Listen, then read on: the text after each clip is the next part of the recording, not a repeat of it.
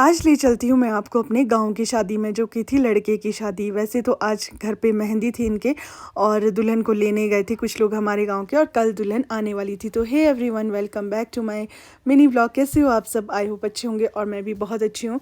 तो मेरी व्लॉग्स ना थोड़े से लेट हो रहे हैं क्योंकि मैं एडिटिंग नहीं कर पा रही हूँ प्रॉपरली। तो प्लीज़ आप लोग मेरी वीडियोज़ को ऐसे प्यार देना जैसे आप देते हो। अब मैं कोशिश करूँगी कि हर दिन मैं छोटे छोटे कोई ना कोई व्लॉग डालती रहूँ। एक दिन छोड़ के तो पक्का ही डालूँ क्योंकि बहुत ज़्यादा हो जाता है फिर फ़ोन में भी वीडियोस।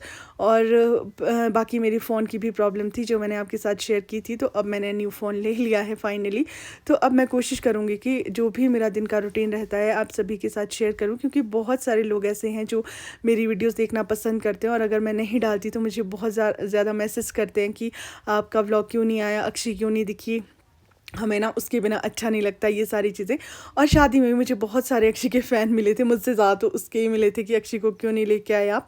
तो अभी हम लोग ना स्कूल से निकल गए थे। अक्षी को इसलिए नहीं लेके आई थी मैं क्योंकि एक तो हम लोग सोलन गए थे, वो काफ़ी ज़्यादा थक चुकी थी और मेरे को ये डर था कि कहीं सर्दी गर्मी ना हो जाए। और शादी में वैसे ही ऑयली वगैरह खाया जाता है, शोर शराबा होता है। तो मेरे कज़न की शादी भी आने वाली थी तो मैंने सोचा उसको उसी शादी में लेके जाऊँगी, अभी मम्मी के पास रहने देती हूँ। तो अभी ना हम लोग नेरवा पहुँचे थे और ट्रैफिक इतना ज़्यादा हो गया था, हमें लगा था कि हम ना 6:30 के करीब तो पक्का ही घर पहुंच जाएंगे, क्योंकि आधे घंटे का ट्रैफिक तो लगता ही है शाम के टाइम, ये तो मुझे पता था। बट इतना ज़्यादा लगेगा कि हमें घर पहुंचते पहुंचते ना मुझे लगता है 7:30 के करीब टाइम हो गया था। थोड़े से हम आगे निकलते हैं फिर से फंस जाते हैं, थोड़े थोड़े करके ना मुझे लगता है नेरवा से द्वाडा के बीच ही हमारे को ना 6:30 से 6:45 का टाइम हो गया था। तो वहाँ से भी आधा पौना घंटा लग जाता है।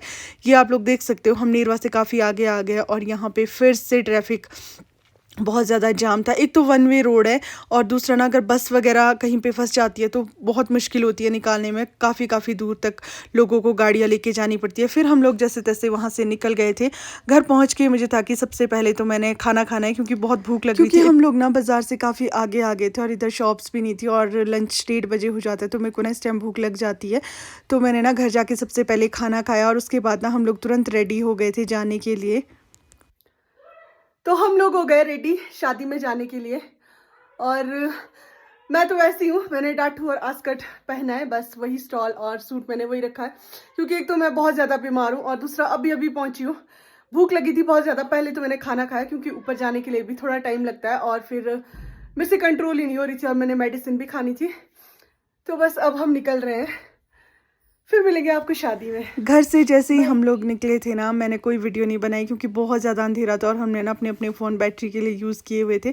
जैसे ही हम शादी में पहुँचे तो यहाँ पे बैठे हुए थे दूल्हे भैया और हल्दी लगने का वेट कर रहे थे। जो टाइमिंग होती है ना, जैसे पंडित जी ने दी होगी उस टाइम पर स्टार्ट करते हैं हल्दी लगाना। तो अभी ना वो टाइम नहीं हुआ था, हम लोग टाइम से पहुँच गए थे। मेरे को भाभी को लग रहा था कि हम बहुत लेट हो गए क्योंकि मुझे लगता है 8 तो हमारे 8 सवा 8 तो हो ही गए थे घर में। बट ये था कि इनकी जो हल्दी की टाइमिंग थी वो थोड़ी सी लेट थी और हमारे गांव की औरतें भी आपने देख ली होगी मैक्सिमम पीछे को बैठी हुई थी और कुछ एक ना खाना खाने गई हुई थी। तो उसके बाद बस हमने जैसे सब खाना खा के बहुत सारा डांस किया। आप लोग भी इंजॉय करो हमारा डांस।